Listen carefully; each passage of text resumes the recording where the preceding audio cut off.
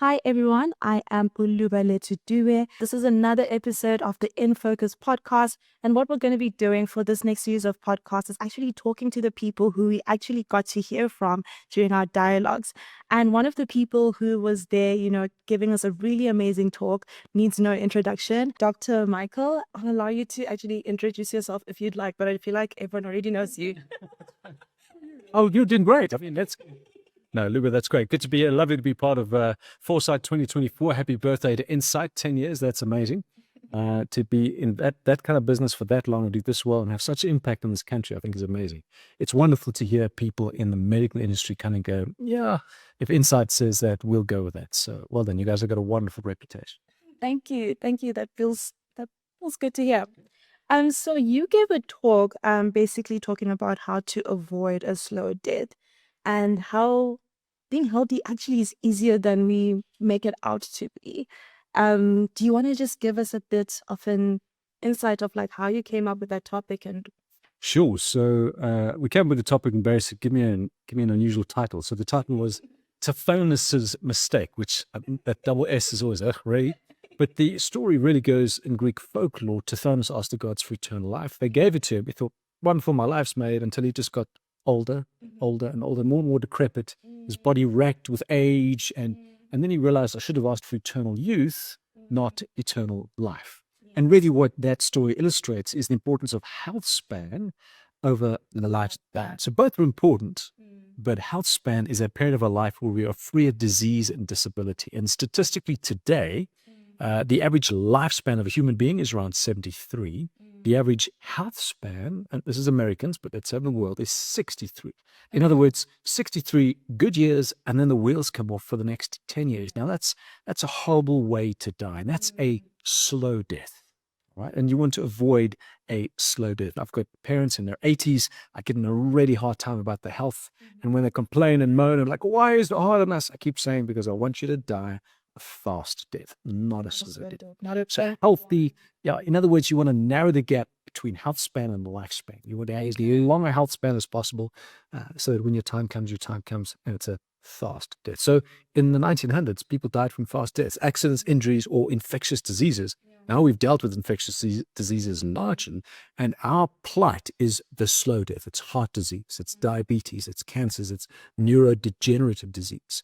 But those NCDs, non-communicable diseases, we can do something about. And it's not our luck, it's not in our genes that we get to be lucky to live very long. In fact, genetics probably plays around 20% of a role. 80% is how we choose to live, how we get up in the mornings, how we eat, how we sleep, how we move, and how we connect. I actually found that interesting when you actually spoke about how genetics don't play that huge a part. And it also brought into question, I guess, with the rise of social media, all these things that people are telling you need to do that to be healthy and you need to do that to be healthy. And there's just so much information. And it's really difficult to live in a space where there's so much access to information, but you also don't know which information to follow. And that in itself can make people feel like a little crippled and like, how do I approach my health right now? And I love that you actually broke it down into some key pillars that people should focus on. Do you want to go into those pillars? Absolutely. And well teed up, Luba. So there is way too much information out there. And the enemy of good press or good journalism, I heard this from a journalist last night, is not those that are anti-journalists, it's fake news. There's so much we don't know what to believe. And when it comes to healthcare, that's particularly pertinent. Because it's one thing to believe fake news when it comes to how I live and how long I'm going to live in my health span, that really impacts me. So vitally important that you make sure the source of your information is not TikTok. All right. Just make sure you source, they say Brazilian scientists have found, it's just anyone can say anything. Question the science. Even studies, if you look at certain studies have shown that, I'm not impressed. I want to see the study because it's generally 7 people were tested and they found 4 of them benefited. That's true. So you've really got to be rigorous in terms of the source of information. But all that to be said, action being healthy, very, very simple. There are 5 pillars of good health, just 5.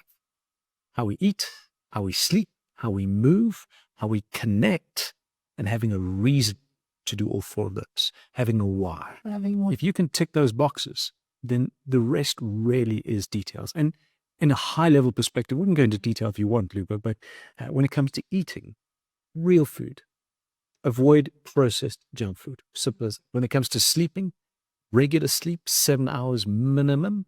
Okay. When it comes to moving, move as much as you can. Daily if you can. Consistency over. Absolutely. You know, time in the market beats timing the market. It's the same for exercise. And connection. That's the importance of social relationships. So we know from the longest longitudinal study in history, it's 86 years old now, it's still carrying on, started in 1938, that relationships are good for our health and our happiness. Social connections are so good for us. If you're lonely, if you're isolated, you live shorter, you're not as happy, your brain function declines earlier in life. There are all sorts of toxic effects of being isolated. So social connections, very important. I actually love the fact that you brought up social connections, because from my rigorous research on TikTok, You're the one. Okay. everyone has really just been speaking about, the sleep and eating healthy and movement and, in different ways or forms. But everyone's been living a much more isolated life, especially post-COVID. People got used to the isolation, and it's like everyone's been living a very isolated life. And I'd never even considered how much that actually impacts people's health.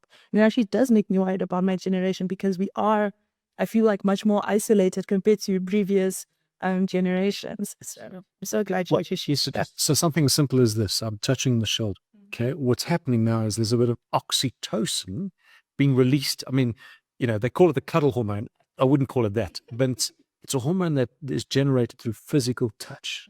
And it's a hormone that when you pet your when you pet your dog or your pet, you get that same release. It's a feel-good hormone. It's a hormone that it is good for you. It connects you. You don't get that with a tweet or a like for Facebook, or there needs to be physical touch for that to take place, and that's vitally important for human beings, and that's good for our health. So yeah, being face to face, being in physical connection, close proximity.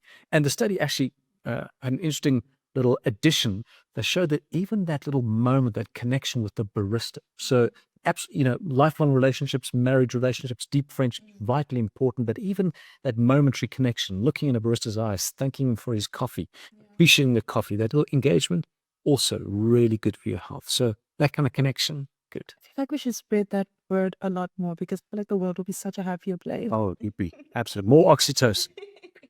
And you really spoke about the why. And I think that is actually such a very important point about it, the why. So do you want to just expand on what you meant by the why in one end?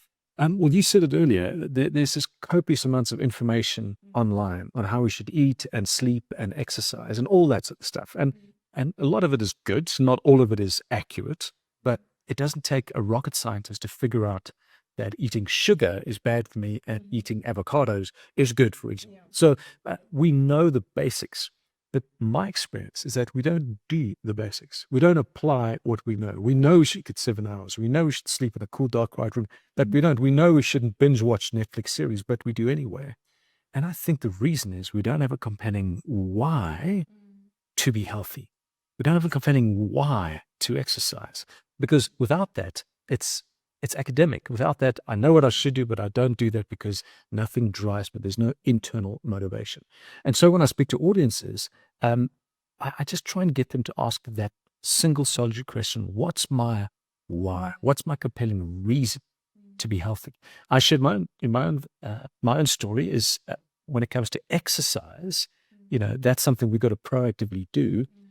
I have a genetic type, or I have a genetic allele, a gene allele called the FTO gene, which is the obesity gene, which means I gain weight easily. Weight loss is almost impossible for me. And that's my destiny. My DNA says I'm going to get fat. And yet I'm not fat at the moment. Got to say it carefully. Because I exercise on a daily basis. And that exercise turns off that gene. All right. When I realized that, I went, okay, so that's my lot in life. As long as I stay active on a daily basis, I won't pick up weight. I won't, and so that's a why for me. It's one why. There's a couple of whys, but that's a compelling why for me, because if I don't, there is a consequence. And so the questions I put to the audience that I did today at Foresight is, what's your why? Is it because you want to, be able to pick your grandkids up and throw them up in the air and see all your grandkids? Do you want to actually be engaged with them? Do you want to play with them? Or, are you happy to not even meet your grandkids one day? It's that's a bit of a buzzkill. But you hear what I'm saying? You've got that why is going to be personal to you. It's going to change your world and be important to you. Not me, not anybody else. That's you. Yeah. So if I were to ask you, Luba, what would your why be, just off the top of your head, for exercising on a daily basis, for example? What would you say? Or just for being healthy? I mean, because we should be, but most of us, Yeah. I think for me, a bit of a sad story because my why changes over time. But I recently lost my dad to like heart disease. He had a heart attack suddenly. And that really wrecked me because I feel like I'm in my 20s. There's so many things I should have experienced with my dad. And so I wouldn't want my children to have to lose me at an early age as well. So I feel like it became a new why. Because before I just wanted to make sure I fit into my dream wedding dress. which is a why too. It's a why too. Then yeah, so for me it was like, okay, I don't want, if I can control this as much as I can, I do want to avoid my kids having to experience that. See, that's a very compelling one. And I'm sorry, here I am blurting about grandfathers not seeing their grandkids, and that's going to be your dad's case, or is your dad's case. So I love that one. I think that's superb. That and the wedding dress. I've never fit into a wedding feast. Once we fit into the wedding dress, we'll find the groom. Oh, wow. I usually goes the other way around, but fair enough. I can imagine you in a wedding dress would be a very compelling why for somebody to go, there's my wife. No, that's brilliant. But thank you so much. This was such an amazing talk. Do you have any last words to share? Wow, just like that. Last closing thought. I think simply this: life really is better when you're healthy. You don't want to live long and the last 10 years of your life be in absolute misery. That's true. That's not the goal. The goal is making the most of the time that you have. I really believe God gives us our set days. So we're not going to change that clock. It's how we spend those days. And we have control over that. We really do. We get to choose how much energy we have, how healthy we are, just by putting some basic habits and practices in place. Life really is better when you're healthy, and being healthy is so much easier than most people think. It's amazing. Thank you so much. Thank you, Luba.